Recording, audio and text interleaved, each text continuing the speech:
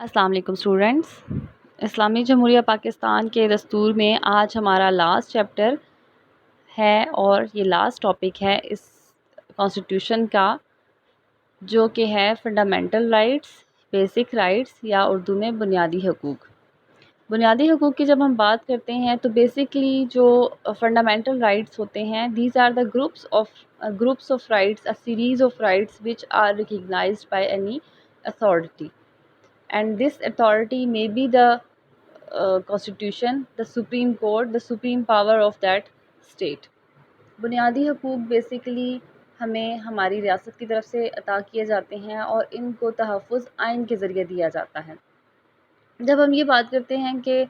बुनियादी हकूक़ रियासत की तरफ से अता होते हैं, तो इसका मतलब ये होता है कि हुकूमत सिर्फ़ उनको हमें प्रोवाइड करने की ज़िम्मेदारी लेती है। जो रियल अथॉरिटी है, जो रियली हमें ये जो प्रोवाइड कर रहे हैं बेसिक राइट्स, वो हमें हमारी स्टेट देती है। और ऑलमोस्ट दुनिया की जितनी भी स्टेट्स हैं, चाहे वो डेमोक्रेटिक स्टेट्स हैं, चाहे टोटलिटेरियन स्टेट्स हैं, वहाँ पर कम्युनिज़्म है, कोई भी वो आप कह सकते हैं कि किसी भी ग्रुप ऑफ थॉट को वो फॉलो करते हैं, लेकिन वो फंडामेंटल राइट्स या बेसिक राइट्स अपने ह्यूमन बींग्स को प्रोवाइड करते हैं, अपने जितने भी उनके सिटीजन्स हैं उनको प्रोवाइड करते हैं। बेसिक राइट्स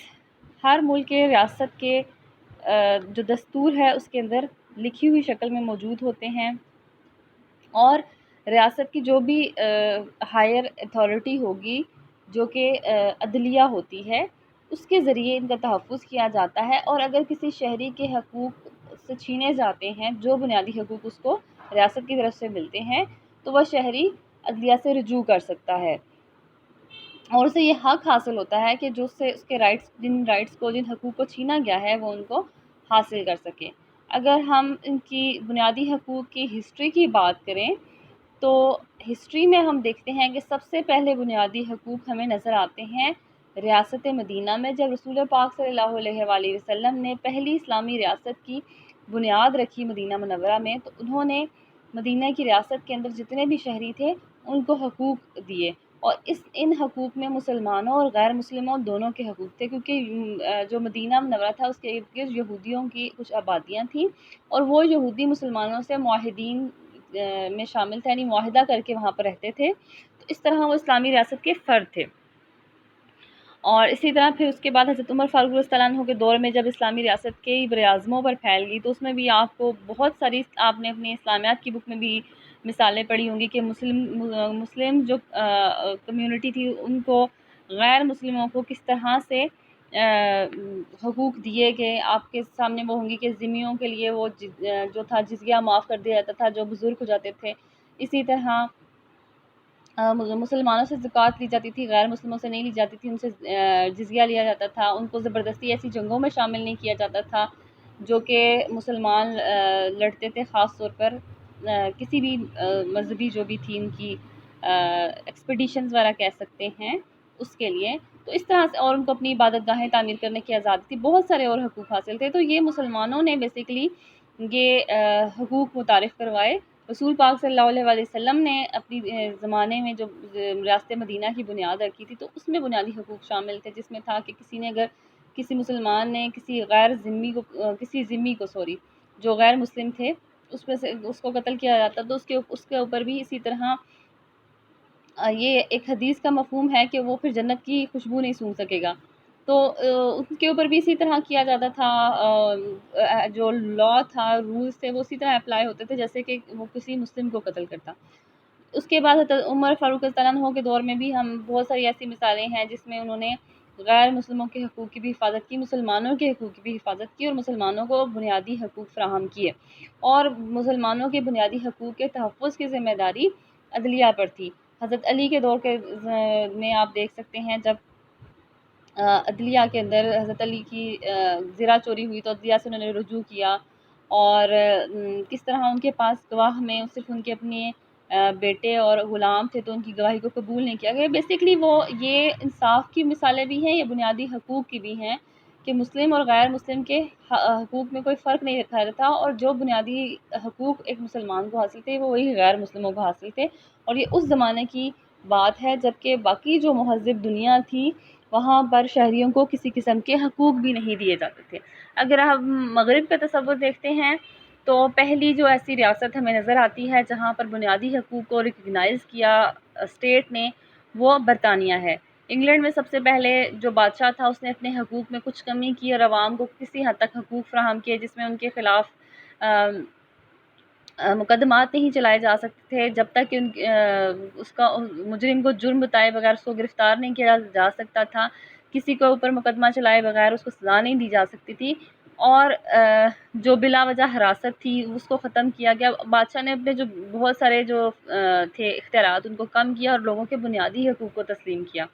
خاص طور پر جو گرفتاریوں سے ریلیٹڈ تھے، لوگوں کو بلا وجہ ہراسمنٹ کی جاتی تھی، ان کو تنگ کیا جاتا تھا، حکومتی افراد ان کو بند کر لیتے تھے، ان کو حراست میں رکھتے تھے، یہ سب جو تھے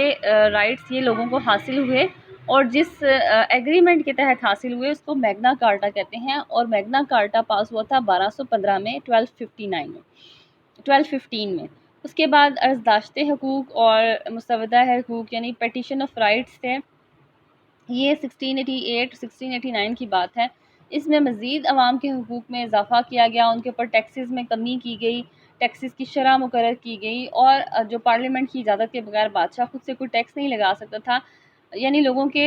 بنیادی حقوق میں جو معاشی حقوق تھے ان کو تسلیم کیا گیا، اجرت مقرر کی گئی، کم سے کم اجرت کا جو کم سے کم جو معاوضہ تھا وہ مقرر کیا گیا، اس کے ساتھ اوقات کار مقرر کیے گئے، کیونکہ اس ٹائم برطانیہ میں کافی حد تک جو انڈسٹریل ریولوشن تھا وہ آ رہا تھا۔ اور اس کے بعد پھر جب آپ دیکھتے ہیں پھر ہمیں فرانس نظر آتا ہے کہ فرانس میں 1789 میں ایک انقلاب آیا، اور اس میں جو monarchy اور مطلق العنان بادشاہت تھی وہ ختم ہوئی، اور اس کے بعد وہاں پر بھی بنیادی حقوق متعارف کروائے گئے۔ لیکن پھر نیپولین کا دور سٹارٹ ہوتا ہے، وہاں پر پھر وہی سے اس میں حقوق پامال ہوئے، لیکن پھر اس کے بعد جو فرانس کے عوام تھے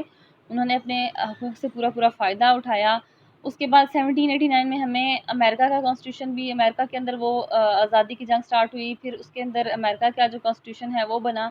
امریکہ میں فنڈامنٹل رائٹس کو، بنیادی حقوق کو آئین کا ایک حصہ بنایا گیا۔ تو یہ تھی تھوڑی سی مغرب کی ہسٹری، کچھ اسلامک ہسٹری کے فنڈامنٹل رائٹس یا بنیادی حقوق کس طرح سے دنیا میں سامنے آئے۔ اور اس کے بعد ہم پاکستان کی طرف آتے ہیں۔ پاکستان کا پہلا آئین 1956 کا تھا، اس کے اندر بنیادی حقوق موجود تھے۔ 62 کے آئین میں بنیادی حقوق موجود نہیں تھے۔ جب میں نے آپ کو 62 کا کانسٹیٹیوشن پڑھایا تھا تو بڑی ڈیٹیل سے بتایا تھا کہ کس طرح وہ ون مین کانسٹیٹیوشن تھا جو جنرل ایوب خان کی ذاتی ترجیحات اور پسند پر بنایا گیا تھا۔ تو ڈیفینیٹلی ایک ڈکٹیٹر کا بنایا ہوا آئین کبھی بھی لوگوں کو فنڈامنٹل رائٹس نہیں دے سکتا تھا، لیکن عوام نے اس کے خلاف شدید رد عمل ظاہر کیا، اور چند ہی دنوں کے اندر، ہارڈلی 10 ڈیز کے اندر جو اس کے اندر ترامیم تھیں وہ کی گئیں، اور بنیادی حقوق کو اس کے اندر شامل کیا گیا۔ اسی طرح 1973 کا آئین ہے، یہ ایک مکمل جامع آئین ہے جس میں پورے بنیادی حقوق کو بہت تفصیل کے ساتھ بتایا گیا ہے، اور ان کی ڈیٹیلز آگے ہم آپ پڑھتے ہیں۔ جو اب بیسک رائٹس اور فنڈامنٹل رائٹس ہیں یہ دنیا کے ہر دستور میں شامل ہیں، چاہے وہ کوئی بڑی ریاست ہے، بڑی اسٹیٹ ہے جیسے امریکہ، جیسے برطانیہ، جیسے انڈیا، جرمنی، فرانس، چاہے وہ کمیونسٹ کنٹریز ہیں جہاں پر ون پارٹی سسٹم ہے اور لوگوں کے سیاسی حقوق زیادہ تر ان کو نہیں دیے جاتے یا کم دیے جاتے ہیں، جیسے کہ چائنا، رشیا، یا وہ ممالک جو کمیونزم کے نظریات رکھتے ہیں۔ اور اس کے علاوہ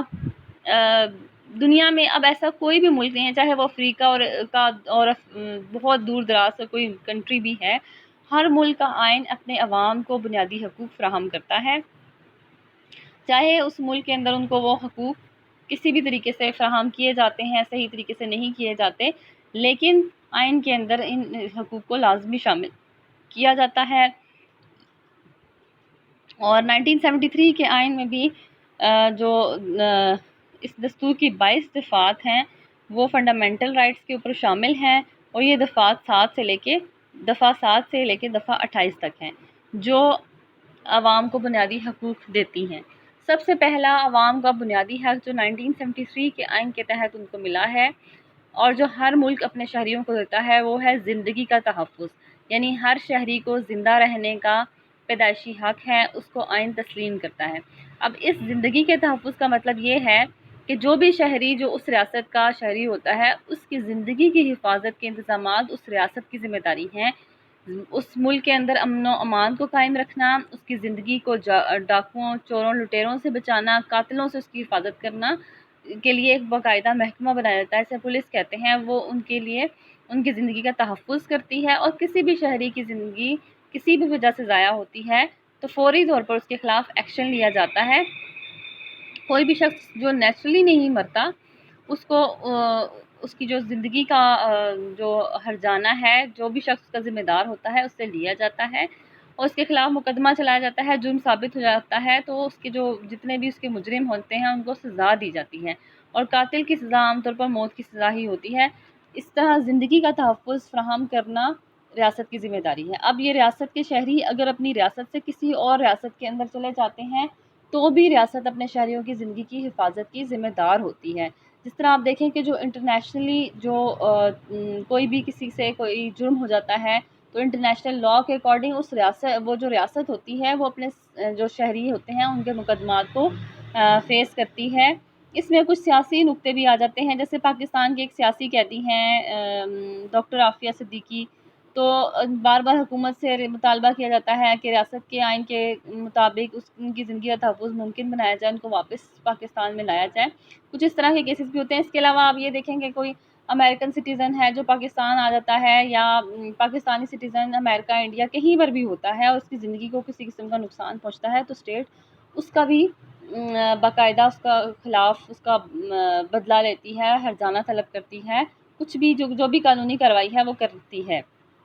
اس کے بعد ہر شہری کو جائیداد خریدنے کا حق ہوتا ہے۔ اس کے پاس یہ حق ہوتا ہے کہ وہ اپنی جائیداد کو خرید سکتا ہے، اپنی جائیداد ذاتی جائیداد کو فروخت کر سکتا ہے یا پھر اسے اپنے پاس رکھ سکتا ہے۔ اور اگر جائیداد کا حق ریاست کے ہر شہری کو اس ریاست کی حدود کے اندر رہتے ہوئے ہر علاقے میں ہے، یعنی ایسا نہیں ہوتا کہ ایک علاقے کا رہنے والا کسی دوسرے علاقے میں جائیداد نہیں خرید سکتا، unless until کوئی بہت خراب قسم کے حالات نہ ہوں اور حکومت کسی خاص وجہ سے منع نہ کر دے۔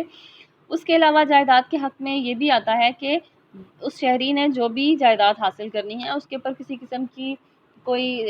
پابندی نہیں لگائی جاتی جب تک کہ وہ حلال طریقے سے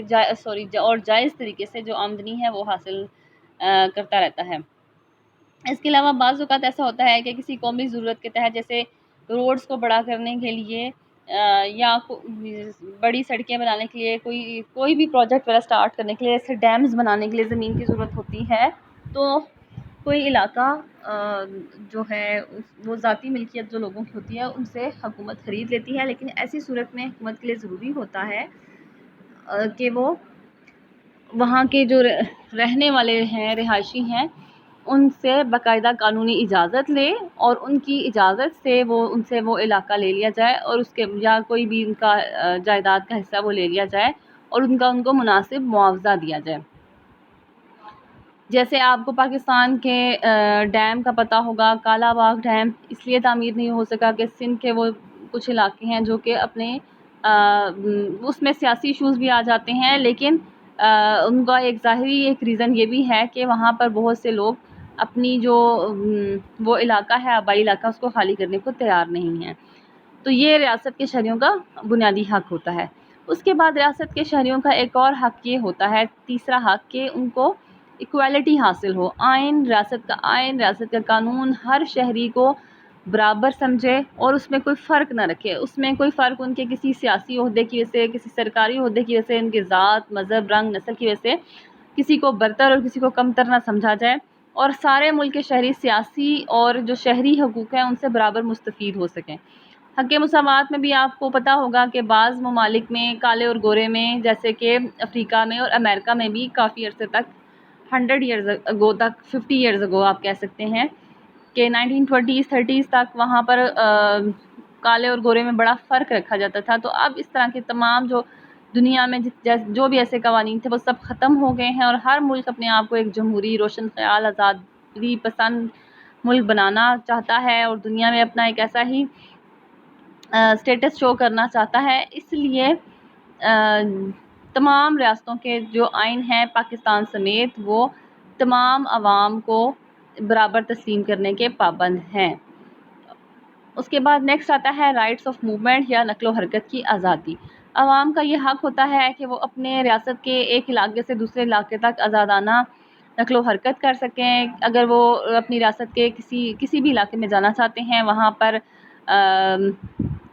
رہائش اختیار کرنا چاہتے ہیں یا گھومنے پھرنے جا سکتے ہیں، تو ان کو اس کی اجازت ہوتی ہے، اور یہ عوام کے بنیادی حقوق میں آتا ہے. آج کل آپ کو پتہ ہوگا کہ کووڈ-19 کا ایشو تھا، تو یہ حق جو تھا کچھ عرصے کے لیے سسپینڈ کیا گیا تھا. آپ کو پتہ ہے پاکستان میں ہیلتھ ایمرجنسی نافذ کی گئی تھی. جب بھی کسی ریاست میں کسی بھی قسم کی ایمرجنسی نافذ کی جاتی ہے، ایمرجنسی کا مطلب ہوتا ہے بنیادی حقوق کی معطلی. تو اب جب پاکستان میں ہیلتھ ایمرجنسی نافذ ہے تو بنیادی حقوق معطل ہیں. تو بنیادی حقوق معطل ہونے کا مطلب یہ ہے کہ اب نقل و حرکت پر حکومت پابندی لگا سکتی ہے. اسی وجہ سے جتنے پکنک اسپاٹس ہیں، ریزورٹس ہیں، ناردرن ایریاز ہیں، وہ بند ہیں. اور عید وغیرہ پر جب اور سمرز میں اسپیشلی لوگ جو جاتے ہیں، ان کو پتہ ہوگا کہ یہ سب بند کیے گئے ہیں. تو یہ بیسکلی عوام کے فورتھ فنڈامنٹل رائٹ میں آتا ہے. اس کے علاوہ عوام کے پاس حق نقل و حرکت یا موومنٹ کی آزادی میں اس کا دوسرا پہلو یہ ہے کہ ایک شہری، ایک تو یہ ہے کہ ریاست کے اندر جہاں چاہے وہ جا سکتا ہے گھومنے پھرنے یا پھر اپنی مکمل طور پر اپنی رہائش کو چینج کرنے، اور دوسرا اس کا اسپیکٹ یہ ہے کہ وہ کسی اور ریاست کے اندر نقل مکانی کر سکتا ہے، وہاں کا پاسپورٹ حاصل کر سکتا ہے، وہاں پر جا کر کاروبار کر سکتا ہے، اور کسی اور ملک کے اندر جا کے وہاں کی ریزیڈنس حاصل کر سکتا ہے. اس کو سکونت کہتے ہیں. لیکن بعض اوقات ایسا ہوتا ہے کہ قومی پالیسی کے تحت بعض ملکوں میں افراد کو جانے کی ممانعت ہوتی ہے. جیسے کہ آپ کو پتہ ہے پاکستان کے اور انڈیا کے جو ہمارے کلیشز چلتے رہتے ہیں دونوں کنٹریز کے درمیان، تو اس وجہ سے ہم یہ جو دو کنٹریز ہیں یہ اپنے جو شہری ہیں ان کے اوپر وقتاً فوقتاً کسی خاص قسم کی پابندیاں لگا دیتے ہیں، جو کہ حالات خراب ہونے پر اکثر اوقات زیادہ سخت ہو جاتی ہیں اور بعد میں نرم بھی ہو جاتی ہیں. اس کے علاوہ پاکستانیوں کے لیے ایک اور کچھ جیسے ممالک ہیں، عرب ممالک اور کچھ مسلم ممالک جیسے پاکستان، وہاں سے لوگ اسرائیل نہیں جا سکتے. اور یہ ممانعت بیسکلی قومی پالیسی کے تحت ہوتی ہے، یہ نقل و حرکت کی آزادی میں نہیں آتی. اور ایسے بہت سے کنٹریز ہیں جو کہ جن ممالک کو وہ ریکگنائز نہیں کرتے یا ایز سوورائن اسٹیٹ ان کو تسلیم نہیں کرتے، وہاں پر وہ اپنے شہریوں کو جانے کی اجازت نہیں دیتے. تو یہ اس لیے کیا جاتا ہے. اور اس کے علاوہ عمومی طور پر تمام ریاست کو شہریوں کو یہ حق حاصل ہوتا ہے. اس کے بعد پانچواں حق آتا ہے حق اجتماع یا گیدرنگ کا حق، جسے ہم کہتے ہیں رائٹ آف گیدرنگ. شہریوں کو حق ہوتا ہے کہ وہ اجتماعات منعقد کریں. یہ مذہبی اجتماعات ہو سکتے ہیں جیسے محرم کے جلوس وغیرہ، عید میلاد النبی صلی اللہ علیہ وسلم کے جو جلوس منعقد کیے جاتے ہیں. اس کے علاوہ جتنی بھی مذہبی تقریبات ہوتی ہیں ان کے لیے معاشرتی اجتماعات ہو سکتے ہیں. کسی بھی معاشرتی تنظیم کے جیسے یونینز بنائی جاتی ہیں ڈفرینٹ قسم کی، سیاسی مقاصد ہو سکتے ہیں جیسے جلسے جلوس جو سیاسی ہوتے ہیں، اور یہ ان کو اجازت ان کا آئین دیتا ہے. بعض اوقات ایسا ہوتا ہے کہ ملک کے اندر امن و امان کو شدید خطرہ ہوتا ہے، جیسے پاکستان میں کچھ عرصہ پہلے حالات ہو گئے تھے جو ٹیررزم اٹیکس کی وجہ سے گورنمنٹ ان جو اجتماعات ہیں گیدرنگ ہیں ان کو ریسٹرکٹ کر سکتی ہے، کچھ علاقوں میں الاؤ کر سکتی ہے اور کچھ علاقوں میں نہیں کر سکتی. اس کے علاوہ بعض اوقات کچھ اور مقاصد کے لیے بھی اجتماعات پر پابندی لگائی جا سکتی ہے. جیسے اگین ابھی کووڈ-19 کی وجہ سے اجتماعات کے اوپر پابندی ہے. 4 سے زیادہ افراد اکٹھے نہیں ہو سکتے، جو کہ دفعہ 144 کے تحت آتا ہے. اور اس کا ابھی ہر قسم کے معاشرتی مذہبی اجتماعات پر شادیوں وغیرہ پر پابندی ہے، اور ایسا اس لیے کیا جاتا ہے کہ ہیلتھ ایشوز کی وجہ سے، ہیلتھ رسک کی وجہ سے یہ ریسٹرکٹ کیا گیا ہے. اور کیونکہ پاکستان میں بھی ہیلتھ ایمرجنسی نافذ ہے. اس کے علاوہ تحریر و تقریر کی آزادی، ہر ریاست اپنے آئین کے تحت اپنے شہریوں کو خیالات کے اظہار کا حق دیتی ہے. یہ ان کا جمہوری حق ہوتا ہے. اس کے تحت وہ اخبارات کے ذریعے، سوشل میڈیا کے ذریعے کسی بھی پلیٹ فارم کو یوز کرتے ہوئے وہ اپنے ایکسپریشن آف رائٹ کو یوز کر سکتے ہیں، اپنے رائٹ آف ایکسپریشنز کو یوز کر سکتے ہیں. لیکن اس میں کچھ چیزیں ہیں جن کا خیال رکھنا ہوتا ہے کہ کسی کی دل آزاری نہ ہو، کسی مذہبی طبقے کی، کسی سیاسی یا کسی بھی ایسے گروہ کی دل آزاری نہ ہو، اور نہ ہی اس ملک کے جو بنیادی نظریات ہیں ان کے خلاف ہو، جو وطن کے مفاد کے اوپر جو کوئی بات آتی ہو اس کے خلاف. جیسے کہ پاکستان میں دو قومی نظریے کے خلاف بات نہیں کی جا سکتی. اسی طرح ہر ملک میں ہوتا ہے کہ اور اسلام کے خلاف یا نعوذ باللہ کو رسول پاک صلی اللہ علیہ وسلم کی ذات کے اوپر ایون کسی اور کنٹری میں بھی کہتا ہے تو اس کو سخت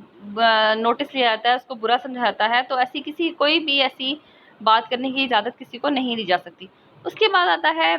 نیکسٹ جو رائٹ ہے وہ ہے قانون کی بالادستی، right of rule of law. Rule of law کا مطلب یہ ہوتا ہے، جو آپ تھرڈ ایئر میں ایک لا کے اوپر پورا چیپٹر پڑھ چکے ہیں، اس کو تھوڑا ریمائنڈ کریں. اس میں ہم نے رول آف لا ایک پورا ٹاپک پڑھا تھا. یعنی قانون کی نظر میں سب برابر ہیں اور قانون سب سے اوپر ہے. اس کا مطلب یہ ہوتا ہے کہ قانون کسی کے جو سٹیٹس ہے، ویلتھ ہے، دولت، رتبہ، سیاسی کسی کا رتبہ، اس کو دیکھے بغیر سب لوگوں کو ایک طرح سے ٹریٹ کریں. کسی فرد کو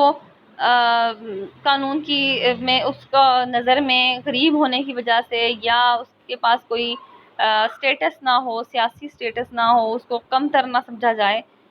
اس کے ساتھ ساتھ اس کا دوسرا پہلو یہ ہے کہ کسی شخص کو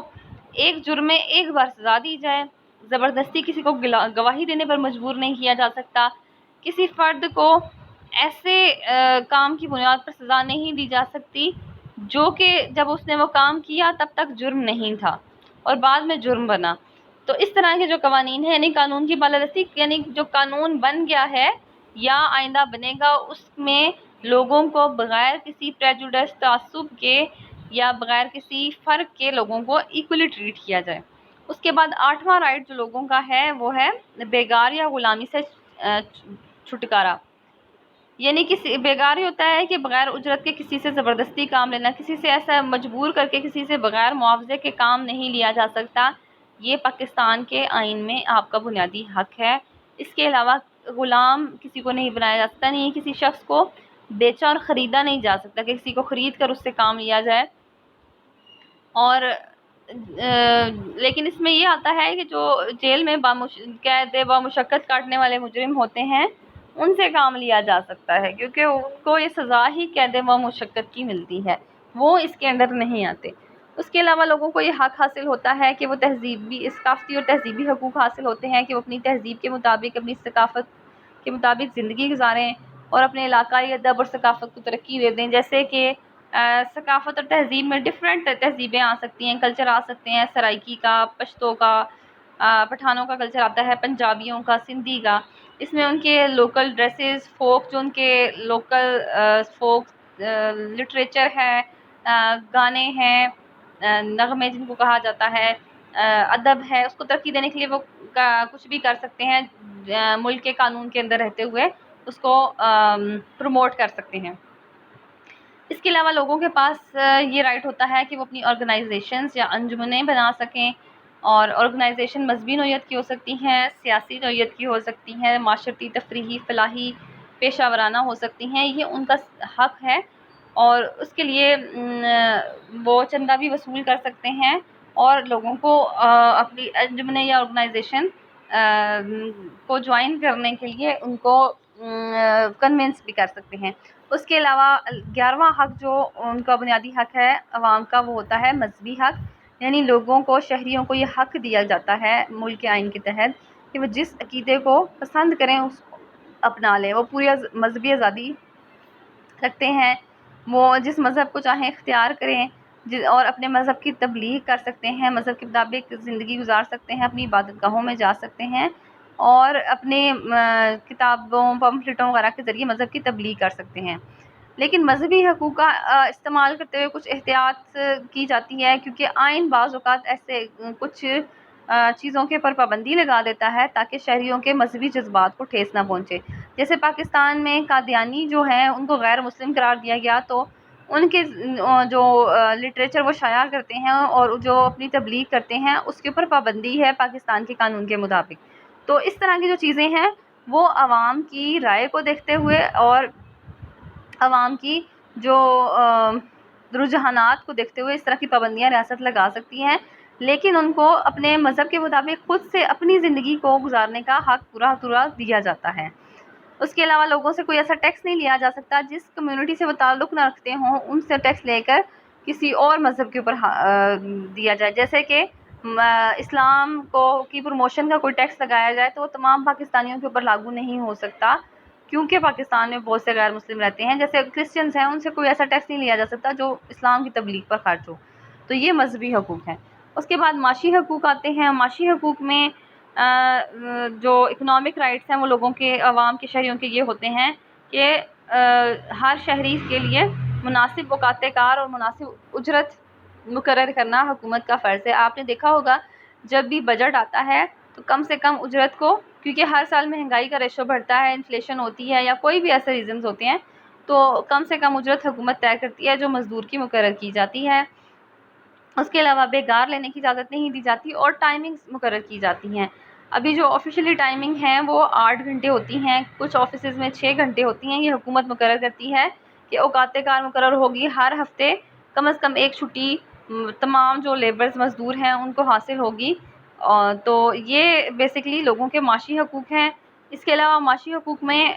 کچھ اور چیزیں بھی آتی ہیں، جیسے بعض جو غیر قانونی پیشے ہیں وہ نہیں اپنائے جا سکتے، جیسے کہ اسمگلنگ، چوری، بلیک مارکیٹنگ وغیرہ۔ اس سے معاشرے کو نقصان پہنچتا ہے، تو ان کے سدباب کے لیے بھی حکومت کوشش کرتی ہے۔ اس کے علاوہ کچھ تعلیمی حقوق بھی ہیں جو کہ رائٹس ایجوکیشنل انسٹیٹیوشن، جو تعلیمی اداروں سے تعلق رکھتے ہیں، یہ حقوق بھی آئین کے اندر شامل ہیں، پاکستان کے آئین کے اندر، کہ اگر کوئی ادارہ پاکستان کی حکومت کی گرانٹ سے چل رہا ہے تو اس کے اندر ہر شخص کو بغیر کسی نسل، مذہب کی ریسٹرکشن کے تعلیم حاصل کرنے کی آزادی حاصل ہے۔ یہ اس کے تعلیمی اداروں کے حقوق میں آتا ہے۔ لیکن بعض اوقات بعض ادارے جس طرح کے، اگر کوئی پرائیویٹ ادارہ ہے وہ ریسٹرکٹ کر سکتا ہے کہ وہ کسی خاص فرقے سے تعلق رکھنے والے افراد کو اپنے ادارے میں تعلیم حاصل کرنے نہیں دے سکتا۔ اس کے علاوہ شہریوں کو تہواروں اور جو ان کے رسومات ہوتی ہیں اس میں انہیں شرکت سے نہیں روکا جا سکتا، یہ ان کا حق ہوتا ہے، اور ایسے مذہبی اصول اپنانے پر مجبور نہیں کیا جا سکتا جن کا انہیں یقین ہو کہ وہ ان کے مذہب سے تعلق نہیں رکھتا۔ اس کے بعد لوگوں کو نیکسٹ جو رائٹ آتا ہے 14واں، وہ ہے رائٹس آف انڈیویجول انڈیپینڈنس، یعنی انفرادی آزادی کا حق۔ انفرادی آزادی میں آتا ہے کہ کسی شخص کو اس وقت تک گرفتار نہیں کیا جا سکتا جب تک کہ گرفتاری کے لیے ان کے پاس عدالت کی طرف سے اجازت نامہ نہ ہو۔ اس کے علاوہ کسی بھی شخص کو بغیر قانونی کارروائی کے قید و بند میں نہیں رکھا جاتا، اور اگر کسی شخص کے خلاف کوئی مقدمہ ہوتا ہے تو اس کو اس وقت تک ملزم کہا جاتا ہے جب تک کہ اس کے اوپر الزام ثابت نہ ہو جائے، اسے مجرم نہیں کہا جا سکتا۔ اس کو وکیل کی خدمات حاصل ہوتی ہیں کہ وہ اپنے لیے کسی بھی وکیل کی خدمات حاصل کر سکتا ہے جو کہ اس کے الزامات کی صفائی پیش کر سکے۔ اس کے علاوہ اگر کسی شخص کو گرفتار کیا جاتا ہے تو 24 گھنٹے کے اندر اندر اسے مجسٹریٹ کے پاس سامنے پیش کرنا ضروری ہے۔ یہ سارے حقوق اس لیے ہیں کہ ناجائز طور پر کوئی سرکاری اہلکار، کوئی پولیس کا فرد کسی شخص کو تنگ نہ کر سکے۔ اس کے ساتھ ساتھ لوگوں کو نظر بند بھی نہیں کیا جا سکتا، یہ ان کے بنیادی حقوق میں شامل ہے۔ لیکن بعض اوقات کچھ شہریوں کو نظر بند کیا جاتا ہے، اور ایسا اس لیے کیا جاتا ہے جو کہ ملک اتحاد اور سلامتی کو یا دفاع کو کسی قسم کا کوئی خطرہ ہو کسی شخص سے، تو اس کی جو نقل و حرکت ہے اس کو ریسٹرکٹ کر سکتی ہے حکومت۔ اور اگر کسی شخص کو نظر بند کیا جاتا ہے تو اس کو 1 ماہ سے زیادہ نظر بند نہیں کیا جاتا، اور اگر اس میں اضافہ کرنا ہو تو ایک جو ریویو بورڈ ہے، جائزہ بورڈ اسے کہتے ہیں، اس کے سامنے اس کو کیس پیش کیا جاتا ہے، اور اگر ریویو بورڈ چاہے تو 3 ماہ مزید اس کو اس کے اندر حراست کے اندر رکھا جا سکتا ہے، یعنی کہ نظر بند کیا جا سکتا ہے، اور مزید اگر رکھنے کی ضرورت محسوس ہو تو دوبارہ سے جو ریویو بورڈ ہے اس کے سامنے آتا ہے۔ اس کی مثال ڈاکٹر عبدالقدیر خان ہیں، جن کو کئی سال تک نظر بند کیا گیا تھا، لیکن وہ ایک سیاسی اور آپ کہہ سکتے ہیں ایک دفاعی فیصلہ تھا۔ عام حالات میں کسی شہری کو نظر بند نہیں کیا جاتا، اور بہت کسی ایسی سچویشن میں کسی خاص فرد کو کیا جا سکتا ہے، اور وہ بھی خاص حالات میں،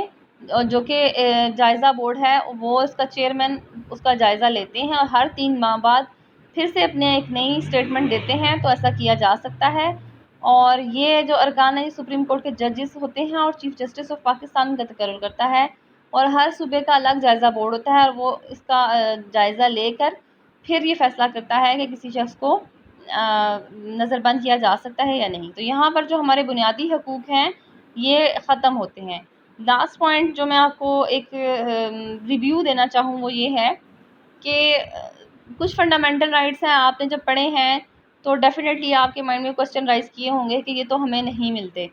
تو فنڈامنٹل رائٹس بیسکلی جو ہماری کورٹس ہیں وہ ان کو ہمیں پرووائڈ کرنے کی ذمہ دار ہیں، اور اگر ہمیں لگتا ہے کہ ہمارے حقوق پورے نہیں ہو رہے تو ہم عدلیہ کا، ایون سپریم کورٹ کا دروازہ کھٹکھٹا سکتے ہیں۔ وہ بیسکلی اپیل کے کیسز لیتی ہے، لیکن فنڈامنٹل رائٹس کے لیے، بنیادی حقوق کے لیے سپریم کورٹ ڈائریکٹ ذمہ دار ہوتی ہے۔ اور کسی ریاست کے شہریوں کو ان کے بنیادی حقوق کے نہ ملنے کی ایک بنیادی وجہ لوگوں کی تعلیم کی کمی اور اپنے حقوق سے آگاہ نہ ہونا ہے۔ اس وجہ سے ہم یہ دیکھتے ہیں کہ اگر کوئی اسٹیٹ بہت ترقی یافتہ ہے تو وہاں پر لوگوں کے بنیادی حقوق ان کو بہتر طریقے سے ملتے ہیں، لیکن جو اسٹیٹس اتنی زیادہ ڈیولپ نہیں ہیں وہاں پر لوگوں کے فنڈامنٹل رائٹس کو کرش کیا جاتا ہے۔ اس کے علاوہ دوسری چیز جو آتی ہے وہ آتی ہے ڈفرینٹ جو نظریات ہیں، آئیڈیالوجیز ہیں ان کے ماننے والے، جیسے کچھ کنٹریز ہیں کیپٹلسٹ ہیں، کچھ کمیونسٹ کنٹریز ہیں۔ کمیونسٹ کنٹریز میں اشتراکی ممالک میں عوام کے بنیادی حقوق کو بہت ریسٹرکٹ رکھا جاتا ہے، ان کو صرف وہی حقوق دیے جاتے ہیں جو کہ اسٹیٹ خود ان کو اون کرتی ہے، اور بڑے ریسٹرکٹیڈ وے میں ان کی حقوق کو ان کو دیے جاتے ہیں، جیسے کہ ان کو اپنی سیاسی تنظیمیں بنانے کی اجازت نہیں ہوتی۔ پورے ملک میں ون پارٹی سسٹم ہوتا ہے، تو یہ ہر ملک کے سیاسی حالات کے مطابق، ان کے سیاسی نظریات کے مطابق وہاں کی اسٹیٹ طے کرتی ہے کہ اس نے اپنے عوام کو کون کون سے بنیادی حقوق دینے ہیں، اور عوام کا اپنا یہ فرض ہوتا ہے کہ اگر ان کا ملک جمہوری ہے اور ان کو ایک ڈائیورس رینج ملی ہوئی ہے فنڈامنٹل رائٹس کی، تو وہ اپنے رائٹس کا خود خیال رکھیں، اور جہاں پر انہیں محسوس ہو ان کے رائٹس نہیں انہیں مل رہے تو وہ اس کے حصول کی کوشش کریں۔